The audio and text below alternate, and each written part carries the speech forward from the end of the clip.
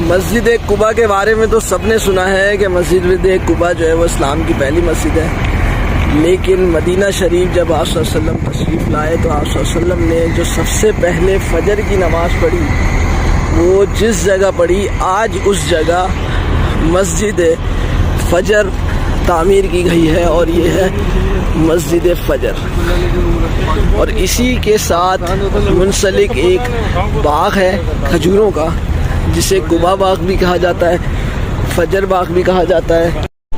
ये है मस्जिद फ़जर। इसे अंदर से देखते हैं कि अंदर से कैसी है, और अंदर से ये बहुत खूबसूरत बनी हुई है। देखें आप, पौधे और पेड़ लगाए हुए हैं, और अंदर से जो इसकी इमारत है वो पुराने स्टाइल की बनी हुई है। यहाँ पे आप आके नमाज भी अदा कर सकते हैं, और ये बहुत ज़बरदस्त जगह है देखने के लिए, ज़ियारत के लिए।